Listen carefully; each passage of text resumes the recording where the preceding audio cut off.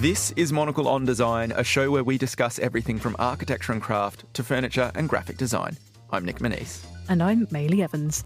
On today's programme. This is something that I think the city really needs. With this biennial, we want to make it easier for people to find these incredible spaces. We have great companies around Rotterdam, whether it's in metals and woodwork. It doesn't feel like a city stuck in its nostalgic past. The people here work and they produce, rather than a city of space of consumption. We have a roundup from the inaugural edition of Design Biennale Rotterdam. All that coming up on Monocle on Design.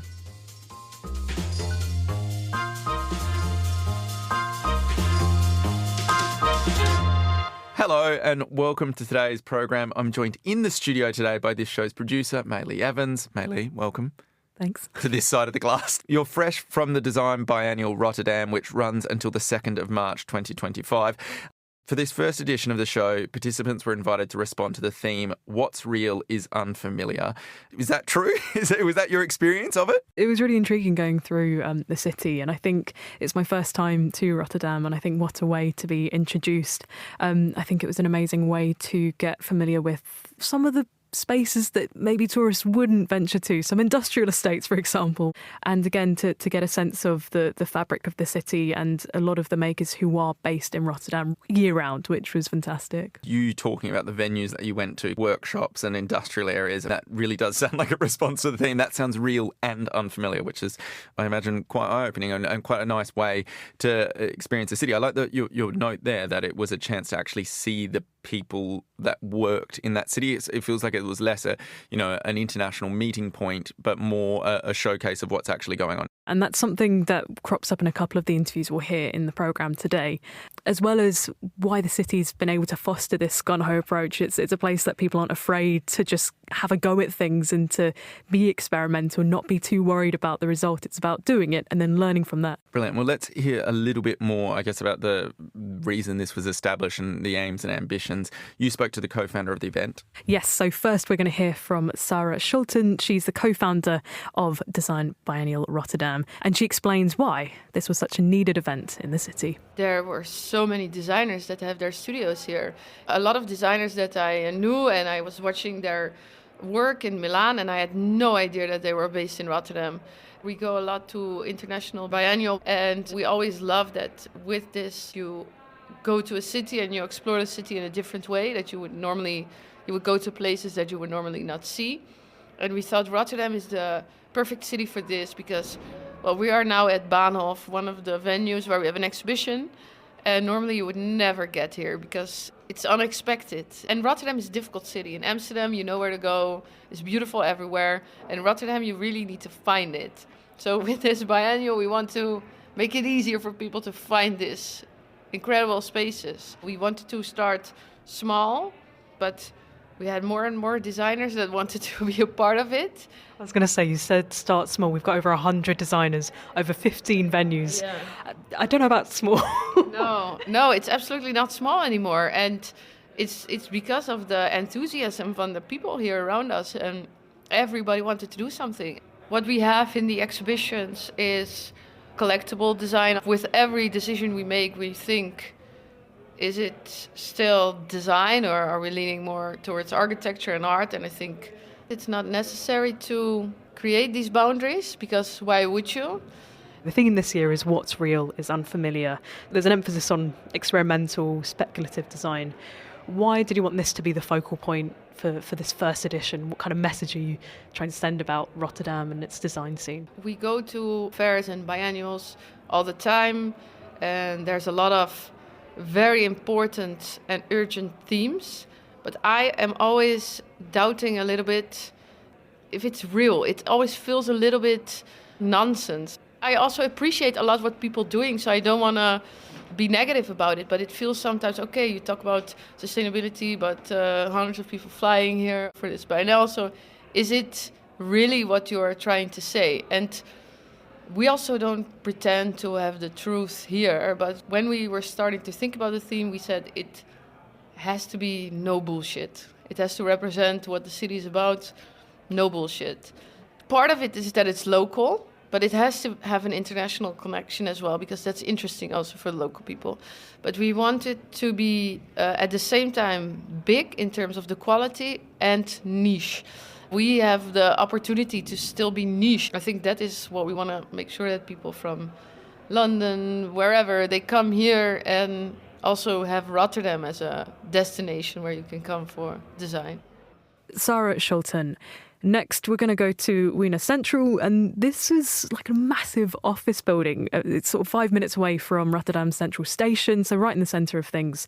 And it's previously been used as a headquarters for various businesses. So think, a massive open office plan building. And for the biennial, the entire 5th floor was taken over, and you've got various exhibitions going on. And it was there that I met Joseph Ziel Henry. And he was the keynote speaker for the biennial and opened at symposium. He describes himself as a designer of sorts, but also a cultural worker. He's an assistant professor of architecture at Columbia University in New York and director of cultural planning at the city of Boston, where he is based. Why speak to him, Maylee? Well, I thought there was this connection between Boston that was really interesting, both being harbour cities. From his background being more maybe on the urban, the city planning, I thought he might have an interesting take on Rotterdam, and again from an outside perspective. So before we dive into all the designer space there, I thought it'd be quite nice as a way to set up some of the interviews we'll hear later. This is Joseph Ziel Henry. You would kind of expect the biennial to be everything just being a working process, and there is an element of that where there's a lot of prototyping and testing on display. Yes, there are finished objects, but I quite like the fact that it feels like a lot of these things are ideas frozen in time or mid-flight somehow. The people here work and they produce rather than a city of space of consumption. I always thought of harbour cities as places that are inherently tense. It's a point of arrival and a point of departure. So it always has this tension between people coming and people going. There's always this kind of churn and fluidity to harbour cities. I come from Boston, which is also a harbour city. There was a lot of kinship between Rotterdam and Boston. So I thought it was funny to come from Boston to then talk about the Rotterdam Design Biennale, considering the similarities of the cities. And one of my big plans as the director of cultural planning there is to focus a lot more on production, and to think a lot more of the design economy and the creative economy, as well as the ability to show things. So in lots of ways, Rotterdam is a very inspirational precedent for Boston to think about. Although it's a design biennial, the issues and the narratives and the ideas that they're grappling with are much more about the wider ecosystem of design rather than just to focus on the objects. At a symposium yesterday, there were people talking about the role of labour, workers' rights of design, the design of institutions came up. The city as a protagonist came up through this idea of it being a harbour city. That being said, there's lots of amazing objects, and people with talent here seem to be having some opportunities to showcase their talent, which is the thing which I think is rare, and that's also something to learn about. There's talent everywhere, but how do you build infrastructure for talent to shine? There were lots of comments about how people here don't have to travel more than 100 kilometres to make anything that they are producing. How many cities can say the same thing? Does some of that feed into how Rotterdam is able to facilitate that more experimental, that more socially driven approach? It attracts personalities that have that interest, and therefore that idea back again of what the prevailing culture of the city is, this idea of production and work and testing, or almost the whole city is a testing ground, and that seems to be part of its culture, from the products you see but also to the buildings. The whole design sector at large seem to be comfortable with taking risks. I think it's something that's kind of aspirational for places to feel like they can maybe not get something right the first time and it doesn't really matter. The fact that one of its major institutions is called the New Institute. These things show this idea of things always being in flux and things always going in motion. It doesn't feel like a city stuck in its nostalgic past. And that's probably because it had to be rebuilt after the Second World War, so everything is literally new. But that also is probably partly a mentality thing from the people here themselves. Biennials are often seen as this tangible material thing, but actually I think their value is the immaterial. Yes, it's people getting platformed, but it's also the ability to bring all these different people in a room together to discuss things, to have people from across Europe and actually from beyond in the same space. So that's something I've been witnessing here. Joseph Ziel Henry there. I think the thing that I really liked about that interview was him talking about the role of a place and its particular geography in informing the design that it produces. If you're a port city, there's a lot of coming and going. There's going to be an inherent practicality in the design that is produced in that city, and I think that was a kind of wonderful observation. But we're going to keep rolling on, because what you're hearing right now is an installation called Estatieka. It's by the Dutch visual artist and landscape sculptor Frederik Molenschot. It's currently installed at the Bahnhof, a former electricity substation. We're going to meet some other people that were also showing at the Bahnhof. Tell us who we're talking to next. So next we're going to hear from Robert van Ostrom. He's an interior designer who once used to run a art publishing house, but his work often crosses over to furniture making. I suppose for some of the interiors it's figuring out actually there isn't quite a piece of furniture that matches exactly what we want here. He's had some experience in that development of objects and furnishings in that way. He curated an exhibition, A Promise of Happiness, which comes from a quote from a 19th century French writer, which I think is where we'll begin this interview here. What is beauty? Beauty is the promise of happiness. So that the idea that when you encounter this beauty, you feel happy.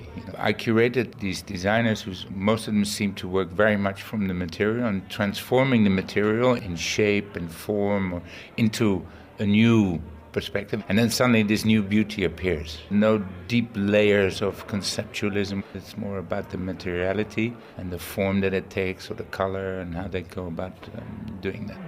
I mean, we're sat here in what feels like the material library. We've got samples. You've got your own sort of experience of developing furniture pieces for your own designs. Does that mean you can kind of spot when someone's something unusual with the material? What's interesting, like what you see now, for example, you see, a lot of aluminium. What I like so much about going to visit everybody, we're all sort of fishing in the same pond, we're all listening to the same music at certain times, or seeing the same movies. So it's logical that it's happening, but if you try to stay away from the socials, which I do a little bit, it's lovely to go in and then to see this. There is a community, so this helps a lot when you're actually doing something like curating or when you're making projects, because we're all moving in this same sort of flow. That I like a lot. And then, of course, there are some people that go so deep into their materiality, very often because we're doing very different projects and quite a lot. We're not a very big studio. Sometimes I don't have enough time or the quality to go really deep into it. And then I see some designers and I go like, wow, they take it to another step, which is really amazing. There's plenty of examples we have on the show here now, I think, to see that. There are designers doing very much industrial design, but the group that we're showing here today on this Biennale is they're autonomous. They're making sculptural pieces, and that's what I love. We're speaking here at Design Biennale Rotterdam. It's the first year. What does it mean to have like a design event here in Rotterdam? Rotterdam has always been, of course, a city of people who are making stuff. In the old days, it was in the harbor. We're always working very hard. We're people that are used to making stuff and not too much doing talking or whatever. After the war, of course, we did so much building work, so there was so much work for architects that we actually generated a very important community of architects. I think the artists followed as well. I remember I lived in London for a long time, and when I came back to Rotterdam, I met my wife, Ellie Uitenboek. She's an artist, and she introduced me to Hella Jogeers, and Hella was at that time really quite big in the design field. So I was asking Hella, I said, why are you in Rotterdam? And she said, Rob, because this is the best place to work. What's so important here is that people feel really comfortable to work here. The community within the designers is very open. People are not guarding for themselves. People are sharing who they work with, what they're doing. In that sense, it's a very strong community. And I think that's also why a lot of foreign designers also come to Rotterdam, because they notice this, they hear about this, and I think that's the most important thing. We have great companies around Rotterdam and in Rotterdam that are great in producing, whether it's in metals and woodwork. That's got a lot to do with the fact that we were always a producing city, and we're used to that. So that's also one of the reasons why it's great to be here. Robert van Ostrom, and Meili, another beautiful interview. What I really liked is him talking about material as the informant of the design. So it's a whole idea of working with what you've got and embracing, if we're going to bring beauty into this, embracing the natural beauty of what you're working with. But where are we moving to next? So next up, we are going to the Haydn Club. So this is a former tannery. It's now a dynamic space for art and design. And here there was an exhibition on cultural hybridity in design. It was curated by Liv Weisberg. She's the co-founder with Sarah of the Design Biennale Rotterdam, but also artistic director of the Haydn Club. This exhibition, Interstices, looks at diaspora identities and the complexities that come with presenting work from this vantage point. Here's Liv to set up the exhibition. There's many reasons that brought me to curate that show. One person that really inspired me, Kim Mupangalai, half Belgium, half Congolese, and I met her in New York 2 years ago. She made wonderful works inspired by African diaspora, but at the same time mixing it with a very Western language and embodying and questioning her place in this conversation. Being raised in Belgium and being of mixed heritage, I found her extremely inspiring. Another thing is that I'm myself mixed race, so my mom is born in Indonesia but grew up in the Netherlands, and my dad is from different also origins, grew up in France. And I also think very often, especially with Indonesia in the Netherlands, you always look at a sort of in the past. Very often, if you come from non-Western part of the world, people focus on crafts, old works, and there's this whole discussion, of course, of where the works should be and where they belong. But I wanted to have a forward-looking position on this and show that there are designers working at the intersection of different culture, not always knowing where they belong. Giles Teti Narti from Ghana grew up in Britain. He has a very interesting piece in the show that he made especially for the show. In West Africa, you have head rest, and he made head rest for the body, deconstructed, made in resin, so it's a very contemporary work. It's a reinterpretation. He also asked to put it on plinth, and there's 5 plinths, 5 pieces, so they could be seen as individual, but they actually could rest an entire body. So it's a really poetic and very interesting work. We also have Marcos Koo, who's Malaysian but lives in the Netherlands since a couple of years. He won the Dutch Design Award for young designers, I think 2 years ago. In Malaysia, weaving is not really seen as a very high skill or is not very valued. And the fact that he's now educated and lives in the Netherlands, his work is extremely popular. He's been shortlisted for the NN Award, which is a prestigious award given during Art Rotterdam, and he's reconnecting with his own origin, and his work is extremely contemporary, questions really important themes. He talks also about this post-colonial society we're living in. It's very inspiring. Ciro Duclos, he's half Dutch, half Latin American. He made a mirror called Frontera, showcasing his research into Western standardized production. But is also this idea, is really like in between cultures, also personal relationship with his dad. The variety of what people are showing, there's no uniformity. It's extremely varied, and one of the reasons is that more than half of the designers are not from here. They're from everywhere, and they bring their story, they bring their tradition, they bring their influence, and it makes a really big melting pot, which reflects also the city. That was Liv Weisberg, and we're staying at the Haydn Club to meet a designer, Jonas Lutz, who works from this hub and who collaborated with Julia Cosenza to create a showcase called Brancusi Left Paris. It's a unique collection of sculptures, and Maylee, I know you spoke to Jonas about hosting an exhibition in his hometown and also quite literally on the doorstep of his office, which I think is kind of quite convenient if you're a designer. So let's hear that chat now. Julia is a ceramicist and she works on the wheel. I work a lot with wood and different techniques, but a lot of quite hands-on sculptural techniques. I cut, I grind, shape in different ways, and this creates often quite interesting textures. We were kind of both making works that highlight the different textures and the different raw materials. I'm using several different types of wood, different colors, different shades, some that are finished, some that are like finished with oil, some are not. And Julia is also using like different clay bodies, white, red, different like tactile feelings. Some are like glossy glaze, some are just like super raw with a lot of grit. I'm intrigued about the process for this because these feel very intuitive. It's not been overly planned. Is that true to the process? Have you meticulously planned the layout of each of these pieces? No, you're reading it right. I think that's really what we both wanted. We're both quite inspired by Brancusi, Romanian born, later Paris active sculptor who worked very intuitively with raw materials. So he worked with wood and with stone to create these really beautiful sculptures and installations. I tried to keep the spirit of his work and that space in these pieces. And the nice thing I think about that space is that it's just this church-like beautiful studio with all these materials that are just stacked and combined, and it feels like very spontaneous. Julia made pieces and I made some pieces, and I took some tests from other things, and then we just had a jam session where I took her cup and I thought, what does this need to hold it up? And then I made like a base for it. It's like a very spontaneous, improvised project that gives it this kind of raw power. It feels like a sketch while it is actually a final sculpture or like cup.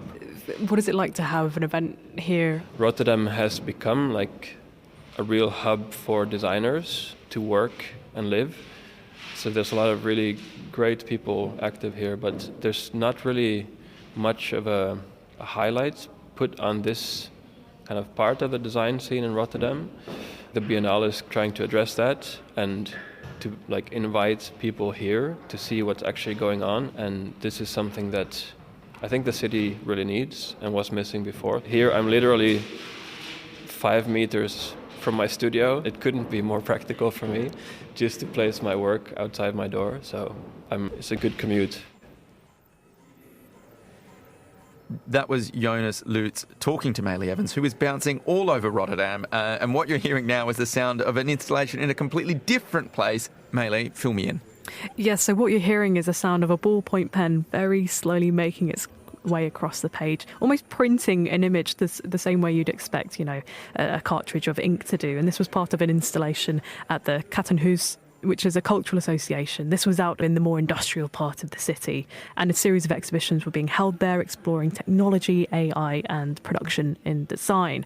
Again, there's so much going on. We're not going to be able to feature an interview from this location, because instead we're going to go and meet a big wig when it comes to Dutch design. We're going to hear next from Loritz Gaye. He's an Austrian designer, big recognisable name. If we got Sabine Marcellus, who we often have on the programme, Loritz is right up there. And finally we've got him on the programme, so that was fantastic. Excellent. And his work sits at the intersection of art and design, making mostly one-of-a-kind pieces, much like Sabine actually, in various materials. But tell me about his involvement in the biennial. For the majority of the time, he is showcasing his work internationally, and this is maybe the first time he's had a big solo show in the city that he produces from. His exhibition, Cannes, was on show right next to the central station, honestly, about a minute's walk from the exit, so you couldn't get more central than that. And there on show was these series of lights crafted from resin, and I really use the word crafted. He's working with the material in such a way, with such respect and such awareness. Maybe plastic, it gets demonised a lot, and an understanding of the importance of being very careful with what you're using and only using what you need to, and not just producing for the sake of it. Amazing. It sounds like he's continuing a lot of threads that have already come up in this show, the beauty of being in your hometown, but also kind of working with what you've got. So let's hear it from Loritz now. Cairn is originally a Scottish word, and it is a man-made pile of rocks, which is very important. It could be for a burial site, but it doesn't have to be. It could be just the pile of rocks that you find next to the riverside after a family with young kids has bathed there and built these little rock piles. This is also a cairn. They're a bit of a result of a previous light works that I've done. And the previous works, the shape and form of the piece was, it had many kind of concave and convex shapes. There's a kind of rhythm within the shape and a lot of like wavy lines, which interacts beautifully with the light and gives a very kind of psychedelic feeling, because as you spin around or walk around the object, the light refracts in, or the light moves and dances inside in a way. And in a kind of like erratic way, it's changing its appearance quite quickly. I wanted to make a series where this is happening much more slowly and it's much calmer. And then again, the shape of the object is really determined just by how the light interacts with it. So there are these very big bodied shapes that remind me of like pebbles that you find on the beach or something like that. And they're glued together in this case. The light from one spills into the other. But as you spin around the object, as you look at it from each side, the change of perception when it comes to light is much slower than with my other work. So It was just, for me, it was more important to highlight on this detail of the light and not overwhelm the spectator with too many lines and too much happening in the object. It's a play on light, transparency. They almost feel impossibly made. When it comes to the production process, is it very intuitive, or do you have a clear idea of what you want the final outcome to be? No, it is very much a clear idea of what the final outcome. The drawing process is rather intuitive. I really just play with shape. I play with models, but mostly actually in 3D programs. So I model this in 3D and emulate what the light would do to the resin, how it would refract and reflect within the body. That's what I'm most interested in, just what the light does with the material or how the two interact. And so I'm really just looking for something that is, in my opinion, special, something unexpected that kind of evokes maybe an emotion, or at least it does that to me. So I make these little compositions. These are, to explain the process a bit, these are cast in big blocks and then they're sculpted out. It seems like it's an intuitive process, but this sculpting is very, very precise and it takes a very long time. It takes weeks just for one piece and for more than one person at a time. So you have to always be 2 people working on one piece. So this is very labor-intense work, which makes it also exciting. Of course, it's plastic, which has a bad reputation at the moment. The only way I allow myself to work with it is if I make this a unique piece or a very small series. Each piece deserves the dedication that it needs. And it's been treated like a diamond and not like a throwaway plastic bag or something like this. It's the exact opposite. If we use these materials, then it should be used with this level of respect. It's an insanely durable material, and if treated well, which I hope people will do, then it will last centuries and centuries.